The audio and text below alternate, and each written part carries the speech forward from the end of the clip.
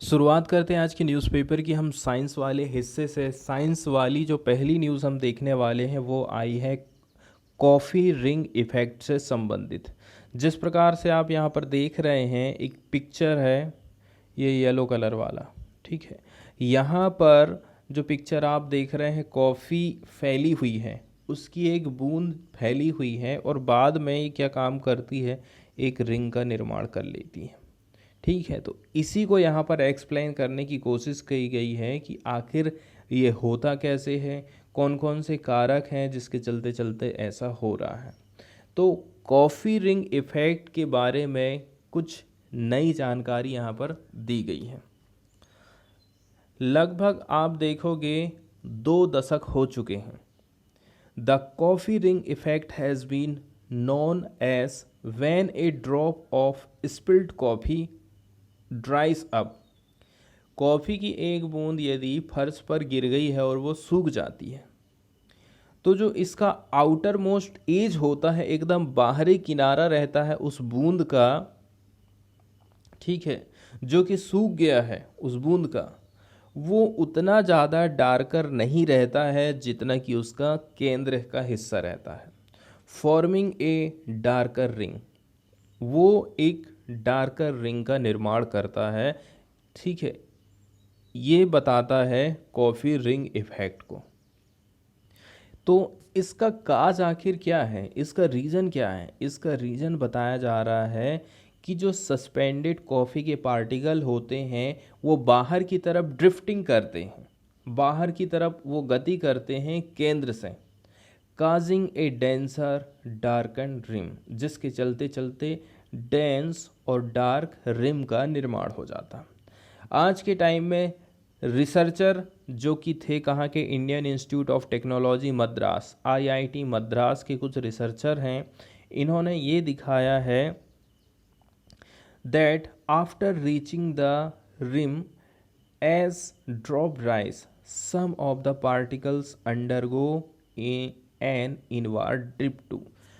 इसमें नई बात निकल कर सामने आई है ये कि पहले हम ये सोचते थे कि जो पार्टिकल हैं सेंटर से बाहर की तरफ जा रहे हैं, लेकिन यहाँ पर कुछ ऐसे भी पार्टिकल होते हैं जो कि इनवार्ड ड्रिफ्टिंग को शो करते हैं, इनवार्ड गति को दिखाते हैं, ऐसा आईआईटी मद्रास का कहना है।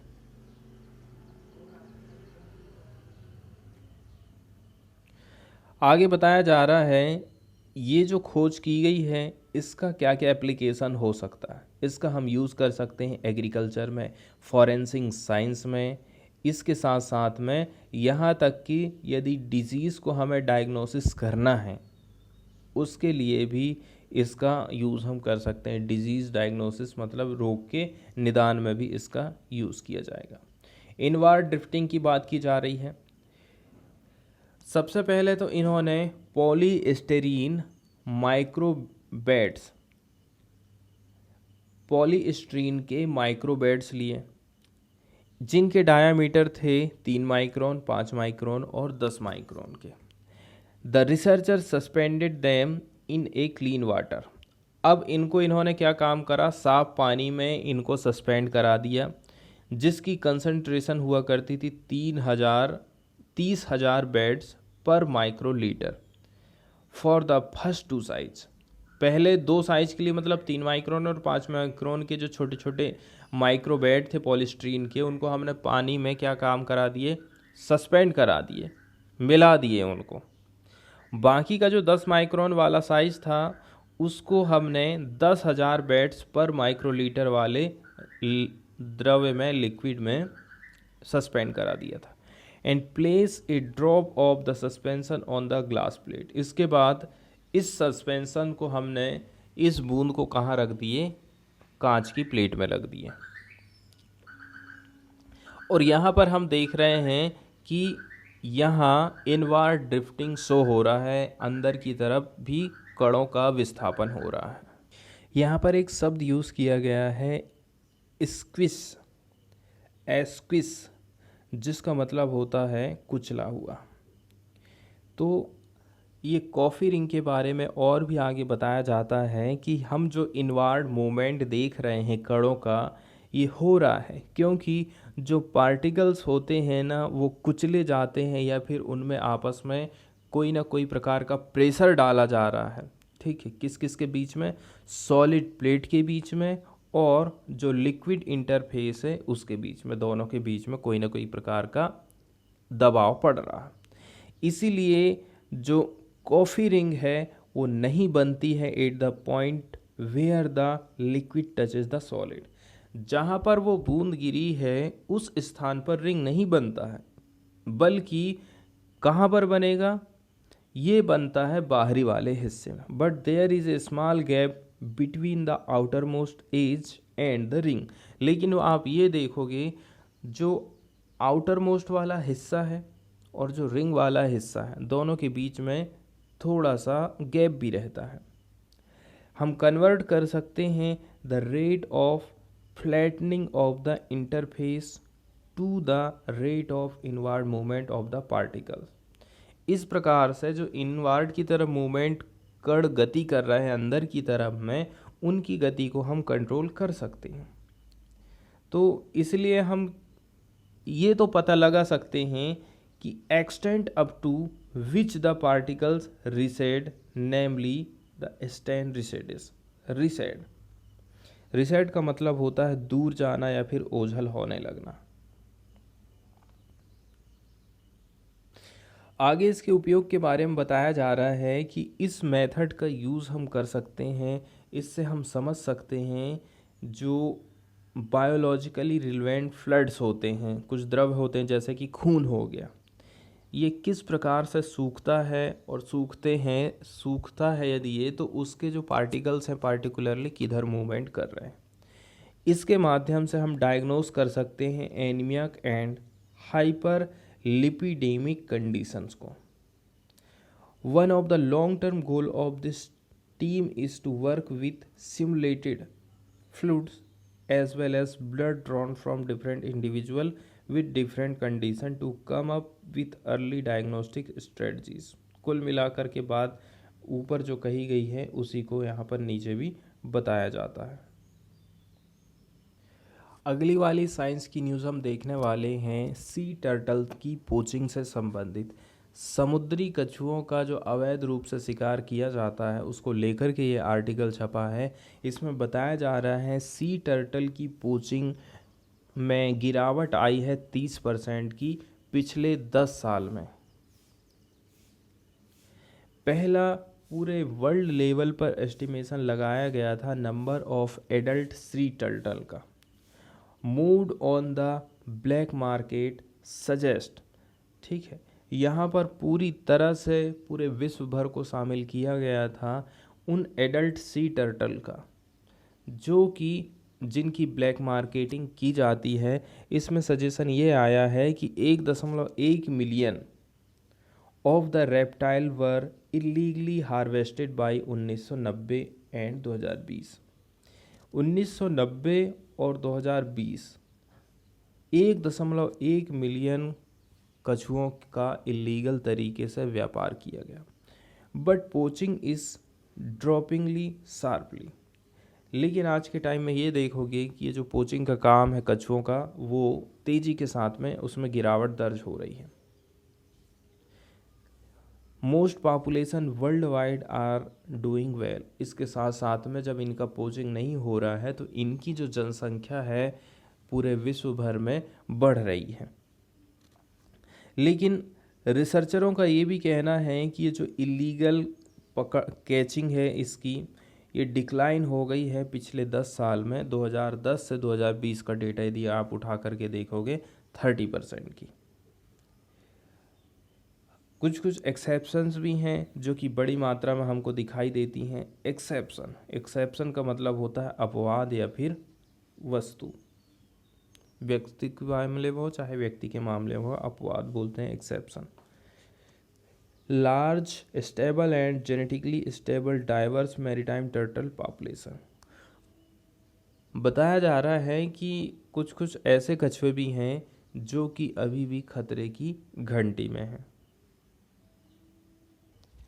इसके बाद साइंस की जो अगली न्यूज़ है उसमें लंपी स्किन डिसीज़ के बारे में बताया जाता है। लंपी स्किन डिसीज़ वायरस के चलते चलते फैलने वाली बीमारी है, इसीलिए एक पशु यदि इससे प्रभावित होता है तो वो दूसरे को भी प्रभावित कर सकता है। ठीक है, गायों के ऊपर जो मक्खियाँ बैठती हैं या फिर खून चूसने वाले इनमें जो इल्लियाँ रहती हैं, वो एक जानवर से दूसरे जानवर में इस कांटेदार लंपी स्किन डिसीज को फैला देती हैं। ठीक है, इनके शवों से भी ये बीमारी फैल सकती है, इसलिए काफ़ी घातक है और इसके चलते चलते कई सारे पशुओं की डेथ हुई है, खास करके राजस्थान में। तो इसी के ओरिजिन को लेकर के बात कही जाती है। लंपी स्किन डिसीज़ ये एक वायरल डिजीज़ है that predominantly effect the kettles, जो कि बड़े पैमाने पर पशुओं को प्रभावित करता है। पहली बार इसको आइडेंटिफाई किया गया था जाम्बिया में 1929 में। The disease is caused by the LCD virus. ये जिस वायरस के चलते चलते होता है उसको हम LSD वायरस बोलते हैं या फिर LSDV। यह एक पॉक्सी वायरस माना जाता है, किसका? जीनस कैप्रीपॉक्सी वायरस का। तो 1980 के दशक तक कई सारे आउटब्रेक हमने LSD के देखे थे। कहाँ पर? अफ्रीकन कॉन्टिनेंट में। The first report of infection outside Africa कहाँ पर दर्ज हुई? अफ्रीका के बाहर में इसका केस दर्ज हुआ था 1989 में इजराइल में। फिर 2016 में ये बीमारी रिपोर्ट करी गई थी रसिया में and south east European Nations में। वहीं यदि हम बात कर लें इंडियन सब कॉन्टिनेंट की, भारतीय उपमहाद्वीप की, तो ये जो डिसीज़ है ना इनिशियली ऑब्जर्व किया गया था बांग्लादेश में 2019 में। इसके बाद फैला चाइना में, इंडिया में, नेपाल में, भूटान में, वियतनाम, हांगकांग, म्यांमार। तो इसका जो पहला कंप्लीट जीनोम सीक्वेंस है ये अवेलेबल हुआ था 2001 में और सजेशन ये मिला था किसका? लार्ज DNA जीनोम का। This strain was originally isolated in Kenya in 1958 और ये जो स्ट्रेन था इसको हमने ओरिजिनल रूप से आइसोलेट करे थे केन्या में 1958 में। तो जो एडाप्शन है पॉक्सी वायरस का वो काफ़ी डोमिनेटेड है जीनोमिक म्यूटेशन। बहुत जल्दी ये म्यूटेट कर लेता है। डिलेटेशन एंड रिकॉम्बिनेशन, 3 गुण यहाँ पर बताए गए हैं इस बीमारी के। रिकॉम्बिनेंट वायरस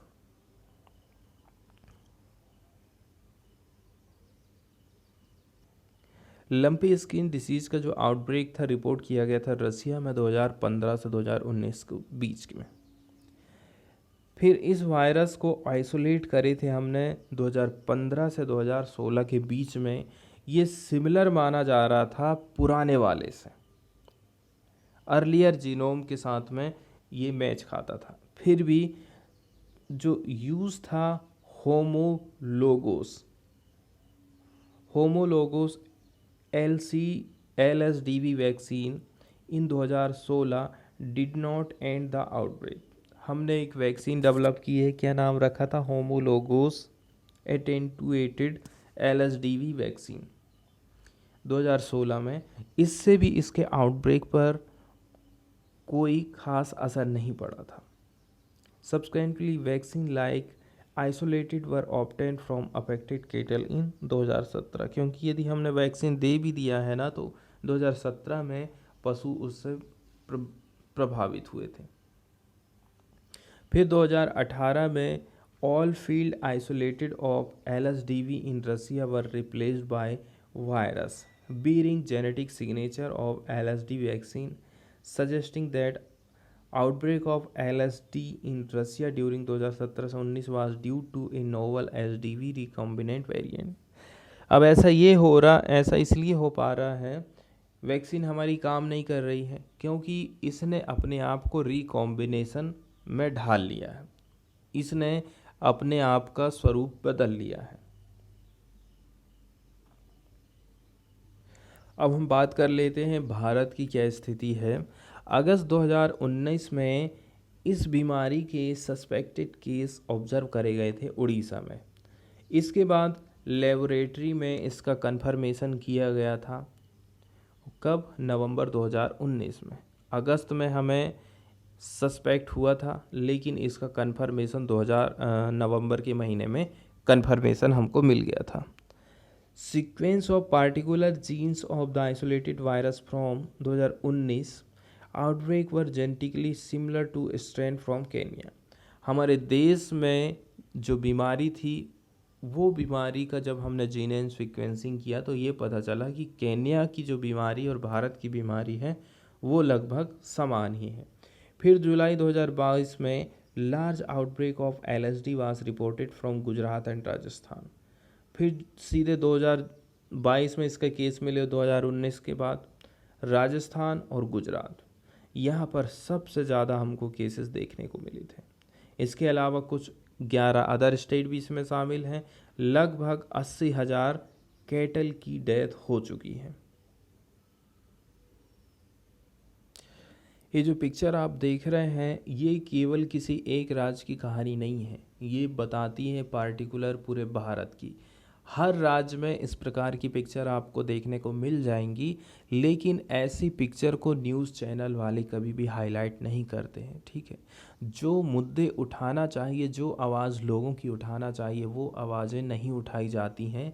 इसी के चलते चलते ये जो तबका है, गरीब लोगों का जो तबका है, आदिवासी लोगों का, ठीक है, इसके अलावा अनुसूचित जनजाति वाले लोग, अनुसूचित जाति वाले लोग, हरिजन वाले लोग हमेशा पिछड़े ही रह जाते हैं। इनका पार्टिसिपेशन ना तो राजनीति में हो पाता है, ठीक है, ना ही जब इनका पार्टिसिपेशन राजनीति में है ही नहीं तो फिर इनकी आवाज़ को ऊपर लेकर के जाएगा कौन और इनके बारे में सोचेगा कौन। तो इन लोगों के बारे में सरकार को सोचना चाहिए, इन लोगों के बारे में सरकार को कुछ ना कुछ करने की ज़रूरत है। उड़ीसा की ये कहानी है, पार्टिकुलर हम बात कर रहे हैं क्योंझर की। क्योंझर वाला एरिया कह रहे हैं कि है बहुत अमीर, लेकिन चाइल्ड हेल्थ के मामले में एकदम गरीब है। इस ज़िले में हमें देखने को मिल रहा है high share of the iron ore reserve. हमारे देश भर में जो क्योंझर ज़िला है उड़ीसा का, काफ़ी रिच माना जाता है आयरन ओर के मामले में, and is flush with the funds meant for welfare needs, but women and infant are struggling to access basic amenities. और आज के टाइम में कंडीशन ये हो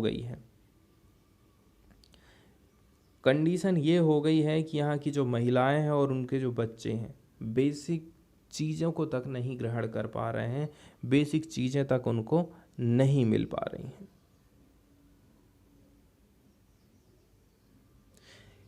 क्योंझर जो ज़िला है उड़ीसा का, ठीक है, अयस्कों के मामले में बहुत रिच माना जाता है, खास करके लोहा के मामले में। इसके बाद भी यहाँ पर हम देख रहे हैं यहाँ के जो बच्चे हैं स्टंटेड हैं, अंडरवेट हैं।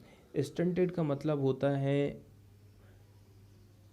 स्टंटेड का मतलब ऐसा है कि उनकी हाइट नहीं बढ़ पाती है, ठीक है, उम्र के हिसाब से हाइट नहीं बढ़ पाती है, वज़न के हिसाब से उनकी हाइट नहीं बढ़ पाती है, उनको हम स्टंटेड या फिर ठिगने बोलते हैं। अंडरवेट है, ठीक है, इनका वज़न नहीं बढ़ पा रहा है, दुबले पतले हैं, एकदम हड्डियां दिखती हैं। एंड एनीमिया प्रेग्नेंट वूमेन, और यहाँ पर जो प्रेग्नेंट वूमेन है उन पर एनीमिया की शिकायत देखी गई है। Among the 30 district in the state, हम बात कर रहे हैं स्टेट के पूरे 30 जिलों की। After losing 2 sons soon after their birth successively in 2020 and 21, 29-year-old Sisira Dehury was determined to save her third child this year। एक महिला की कहानी यहाँ पर बताई जाती है जिसमें कहा जा रहा है 1 साल में एक बच्चा की डेथ हो गई, अगले साल में दूसरे बच्चे की डेथ हो गई, और अब तीसरे बच्चे को लेकर के वो काफ़ी चिंतित है कि कहीं ये बेचारा मेरा जिंदा रहे, कैसे करके ये होगा। आगे उसकी कहानी बताई जाती है कि 20 किलोमीटर उसने ऑटो रिक्शा करा और अपनी डिलीवरी के पहले का जो टाइम था वो कहाँ पर कहाँ पर बिताया था? मैटरनिटी वेटिंग होम में, जिसको माँ गृह बोला जाता है डिलीवरी के पहले। लेकिन उसके जितने भी प्रयास थे अपने बच्चे को सेव करने के ना, वो फेल हो गए। When her 5-day old died in special newborn care unit। अब आप सोच सकते हैं 5 दिन का बच्चा, उसकी डेथ हो जाती है हॉस्पिटल में। डिस्ट्रिक्ट हेडक्वार्टर हॉस्पिटल है क्योंझर का। कब की ये डेट है? 18 सितंबर की। ऐसा कहना है मिस देहुरी का। I could not breast feed my son before he close his eye. उनका कहना है कि मैं अपने बच्चे को दूध तक नहीं पिला पाई थी और इसके पहले ही उसकी डेथ हो गई। सिमिलरली जो डॉक्टर्स हैं ना हॉस्पिटल में, कुड नॉट सेव जयंती चतम्बास 3 days ओल्ड। ठीक है, ठीक उसी प्रकार से एक और महिला है जिसका 3 दिन का बच्चा था, इसको भी ये सेव नहीं कर पाए थे, जिसको रेफर किया गया था यहाँ पर by a private nursing home. Authorities said the infant died of sepsis and associated complication on सितंबर। बताया जा रहा है कि ये जो बच्चा था सेपिस से प्रभावित था। ये लाइफ थ्रेटनिंग कॉम्प्लिकेशन माना जाता है इस इन्फेक्शन का। ठीक है, ये कब होता है? जब chemicals released in blood stream to fight an infection trigger inflammation through the body.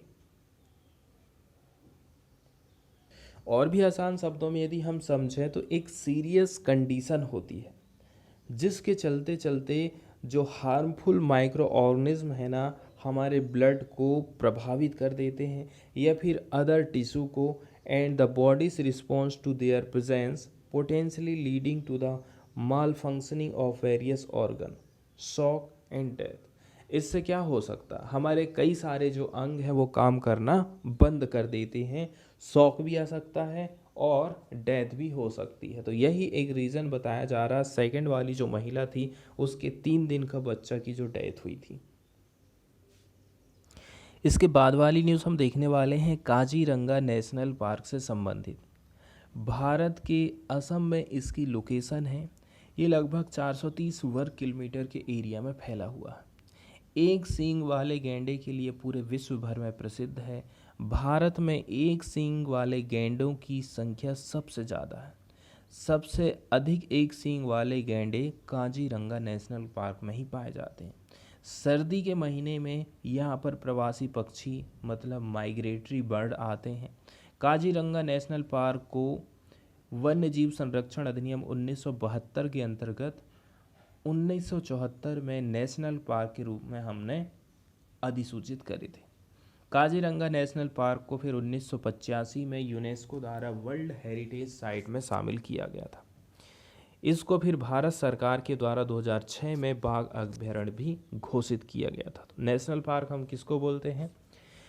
भारतीय पर्यावरण और वन मंत्रालय का कहना है नेशनल पार्क वो संरक्षित एरिया होता है, प्रोटेक्टेड एरिया होता है, जिसे राज्य सरकार, स्टेट गवर्नमेंट किसी अभ्यारण्य के अंतर्गत या फिर बाहर के किसी क्षेत्र को पारिस्थितिकी, पशु पक्षी, वनस्पति, भू आकृति अथवा जैव संरचना के महत्व, संरक्षण, प्रसार के हिसाब से उसको संरक्षित घोषित कर देती है।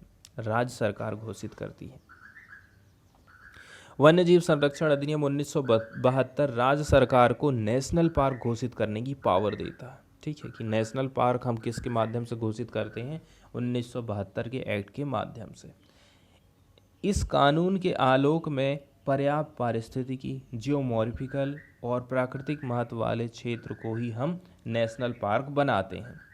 केंद्र सरकार भी किसी किसी परिस्थिति में नेशनल पार्क घोषित कर सकती है। भारत में नेशनल पार्क IUCN के अंतर्गत श्रेणी सेकंड में सूचीबद्ध संरक्षित क्षेत्र के अंतर्गत आते हैं। भारत का जो पहला नेशनल पार्क था वो था 1936 का हेली नेशनल पार्क, जिसे वर्तमान में हम जिम कॉर्बेट नेशनल पार्क के नाम से जानते हैं, और ये कहाँ पर स्थित है? उत्तराखंड में। असम में और भी नेशनल पार्क पाए जाते हैं, जैसे कि डिब्रू सैखोवा, मानस, ओरांग, नामेरी, और सबसे फेमस है जिसको हम पढ़े हैं काजीरंगा नेशनल पार्क। न्यूज़ की यदि हम बात करें तो बताया जा रहा है जो एसिस है, राइनो की जो सींग होती हैं, सींग के ही अवशेष से ये गेंडों का निर्माण किया गया है काजीरंगा में।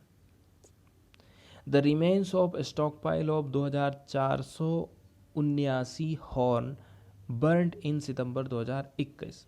2021 में क्या काम किया गया था, 2479 सींगों को जलाया गया था और फिर जलाने के बाद इसका हमने यूज़ करे थे, इसकी राख को हम बनाएंगे 3 स्टैचू गेंडों की, ताकि जो फॉरेस्ट गार्ड है इनके प्रोटेक्शन में लगे हुए थे उनको थोड़ा सा हम सम्मान दे सकें, इसलिए ऐसा किया गया है।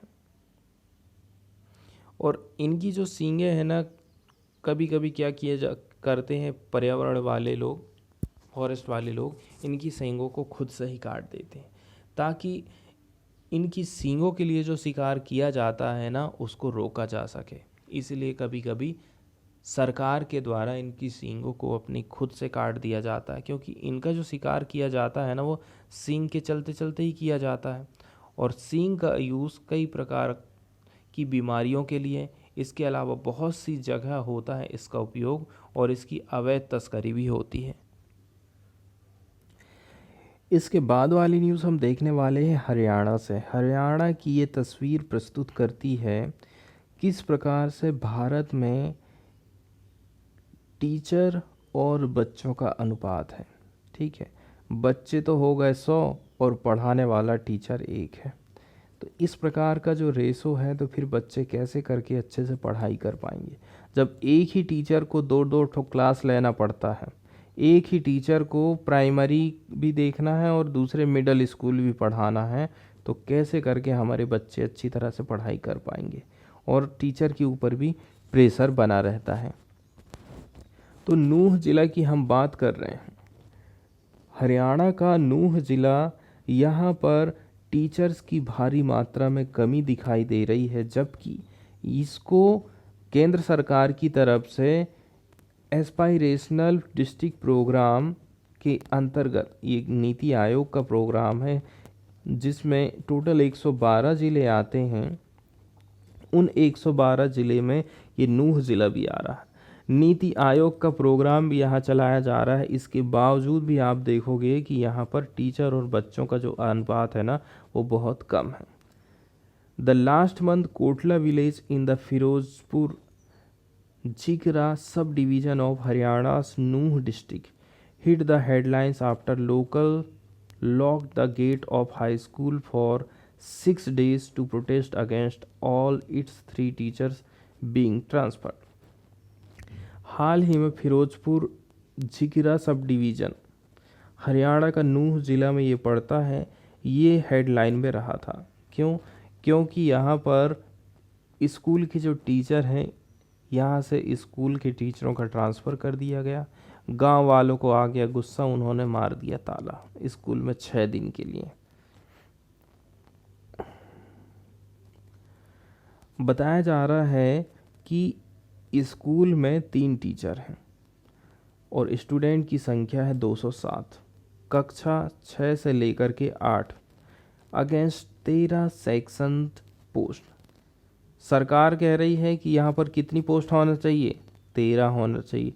काम कितने कर रहे हैं टीचर, 3 काम कर रहे हैं। But even they were moved out, लेकिन आप उनको भी बाहर कर दोगे तो फिर पढ़ाई कैसी होगी। When the villagers came to know about it, they locked the school and sat on a धरना outside it. इन्होंने ताला मार दिया और उसके चारों तरफ फिर धरना लगा करके बैठ गए थे। एक और एग्जाम्पल लिया जाता है इसी सब डिवीज़न का, फिरोजपुर का झिरका सब डिवीज़न का। ठीक है, हम प्राइमरी विंग की बात कर रहे हैं। Government senior secondary school Ghaghas Firozpur Jhirka sub division में पढ़ता है। एग्जाम्पल के तौर पर यहाँ पर 320 छात्र पढ़ते हैं और केवल पढ़ाने वाले टीचर हैं 2 ठो, जबकि सरकार ने कहा था कि यहाँ पर 10 ठो टीचर हम रखने वाले हैं। The 129 student in the middle wing class 6 से लेकर के 8वीं की हम बात कर रहे हैं or without a teacher with the lone trained graduate teacher transferred recently. अब आप देख लोगे मिडिल क्लास में कक्षा 6वीं से लेकर के 8वीं तक 129 बच्चे तो यहाँ पर ऐसे हैं जिनको पढ़ाने के लिए एक भी मास्टर नहीं है। हाल ही में बताया जा रहा है कि एक ट्रेंड ग्रेजुएट टीचर का रिसेंटली ट्रांसफ़र कर दिया गया था, तब से कोई टीचर ही नहीं है यहाँ पर। अब हम जो क्योंझर डिस्ट्रिक्ट की बात कर रहे थे तो वहाँ पर बताया जाता है किस प्रकार से इस ज़िले के जो जन्म लेने वाले बच्चे हैं उनका वेट कम निकल कर के आ रहा है। विश्व स्वास्थ्य संगठन का कहना है यदि कोई बच्चा जन्म ले रहा है और जन्म के टाइम में उसका वज़न 2.5 किलो से कम है तो उसको हम अंडर वेट मानते हैं, ठीक है। और यहाँ पर ज़्यादातर जो बच्चे जन्म ले रहे हैं उनका वज़न 2.5 किलो है। कुछ तो ऐसे भी हैं जिनका वज़न केवल 2 किलो है। बताया जा रहा है कि ये जो डिस्ट्रिक्ट है फाइनेंशियल रूप से काफ़ी हेल्दी माना जाता है, ठीक है। It has a 15,000 crore separate fund in its kitty apart from governments welfare fund. सरकार की तरफ से तो फंड दिया ही जा रहा है, इसके अलावा और भी यहाँ पर 15,000 करोड़ रुपया का सेपरेट से फंड मिल रहा है। But it fares poorly compare to other district in the state when it comes to health indicate. लेकिन दूसरे ज़िलों से आप इसकी तुलना कर लोगे तो उस मामले में ये गरीब हो जाता है। यहाँ पर बताया जा रहा 13.48 लाख फैमिली स्टंटेड है, वेस्टेड है और अंडर वेट चिल्ड्रन है इन फैमिली में। एनीमिक प्रेग्नेंट वुमेन जो है उड़ीसा में वो है 98,918। सच फैमिलीज आर फ्रॉम क्योंझर। और इस प्रकार की जो फैमिली है वो कहाँ की है, क्योंझर की है। नेशनल फैमिली हेल्थ सर्वे 5 में क्या कहा गया है कि 25.9% जो महिलाएं हैं क्योंझर की have a body mass index below normal. इनका जो बॉडी मास इंडेक्स है वो जितना नॉर्मल होना चाहिए उससे भी कम है against the state average 28%। पूरे राज्यों का जो एवरेज चल रहा है 20% का, और वहीं पर आप देख लोगे क्योंझर ज़िले का 25% का एवरेज चल रहा है। ठीक इसी प्रकार से जो प्रेग्नेंट महिलाएं हैं 74.7% प्रेग्नेंट महिलाएं इनको एनीमिया की बीमारी है, एनीमिया से ग्रसित हैं। जबकि अदर राज्यों की बात करें तो हमारे देश में एवरेज जो है स्टेट का वो 61.8% का है, लेकिन यहाँ की महिलाओं का एवरेज कितना है, 74.7% है।